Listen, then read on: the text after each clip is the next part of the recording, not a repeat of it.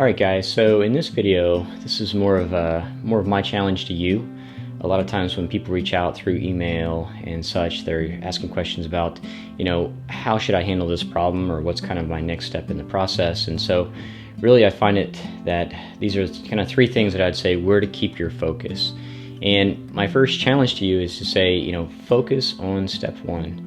Because a lot of times, where your mind drifts off to, you want to worry about, whether you have rotation set up, whether going to pass-fail on the step exam is a big issue, or whether my rotations were good enough, or I need to get an observership. And so the more you put your mindset into all those things at this stage, it's more of just wasted energy. Because the whole purpose of all these videos and such is to get you through step one. Because if you don't get through step one, the party's over. And step one is perhaps the biggest hurdle in this entire process. So anytime someone reaches out and sends me that kind of stuff, I'm like, look, you gotta focus just on this test. All those other things, we can kind of help with those. I would look at the pass-fail as being more of a positive than a negative. When it comes to getting the letters of recommendation and getting the rotations, we can solve those problems. But the one piece that's the rate limiting step, so to speak, is going to be step one. So you kind of have to recircle those wagons and just really organize your stuff, get your study guides kind of aligned, and just attack step one. Make that all your effort, because so much of it's wasted energy. Again, if you're trying to do 50 questions a day and you're going to spend 2 extra minutes doing something else, that's well over an hour of wasted time. So the first challenge to you is going to be focus just on step one for now. The second is going to be set goals, and very specific goals. But what I mean by that isn't so much that I want you to focus on a score, not necessarily the NBME score of such, but focus on the day-to-day goals of just accomplishing really the material, because it's if you win each day and you're studying the right material and you're putting in the effort, doing, when I say set a goal of doing 50 questions per day, because if you do enough of those and you study the right way and study the right material, your score is going to take care of itself. But again, this kind of goes back to making sure that you're really putting your emphasis and putting all your focus and anxiety, so to speak, mainly on the things that you can control. And if you really broke it down to the finest level, it's actually getting in front of those UWorld questions and actually doing, it's making sure you get that material inside and learn how to tell that story. So really the second one is to set goals, but make sure they're learning goals and not outcome goals, but more of the learning. And I think if you do that, the scores will take care of itself. And my third challenge to you is, I'll say this is just to become the teacher in this process.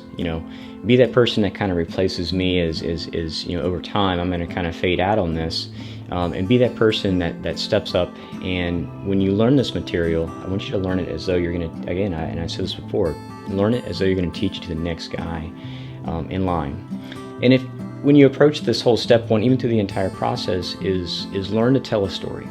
Because if you can take any topic in this and to make it more memorable for yourself, and when you describe it to somebody, is if you took any topic and learned from this, the step one is all about the mechanism. So you start there, you work your way through to how you treat it, and then how you do the follow-up care.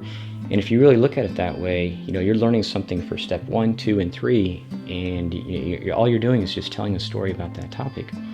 Even literally today, I had a medical student in kind of where I'm working. I have a medical student on that rotation, and their mission today was to teach me the vitamin D in the process, just like in the video that we have about the vitamin D deficiency. And so, they told me a story from all the way from sunlight, how it goes through to the skin, to the liver, to the kidney, how there's a protective mechanism. And I said, your whole mission here is for me to sit here and you to teach it. But if you told me a story, I knew that they were actually going to learn it to the ability where they didn't need notes. And I think if you do that, you'll be well prepared, especially for step one, and then obviously into step 2 and step 3. But I'll challenge you in the sense of, become that teacher. And where I put a lot of my focus, even now, if you do have that little extra spare time, is to actually do it and make a list of who teaches those best topics? In this video series, we have the topics that we feel comfortable with, and we're going to try to expand more into those other ones. But there's probably someone else better out there that can teach the cardiology per se. Is make a list of that, and that's the stuff that you guys should be sharing among each other, is to say, look, if you don't know this topic, this is where you go. And I can tell you right now, there's always going to be somebody on YouTube that can teach it well. And if there's not, then I would say that's where perhaps you can come in and be that person. So of course, the last one is just become that teacher, and I think it'll really pay off. So don't waste a lot of energy on the miscellaneous stuff. Stay focused. Keep those negative people out of your life. Again, you gotta put in the work. But at the end of the day, the message of this video is focus on step one. Everything else is solvable. Everything else is something we can kind of work out and game plan. But for now, I want you to focus on that step one, and as always, kind of keep moving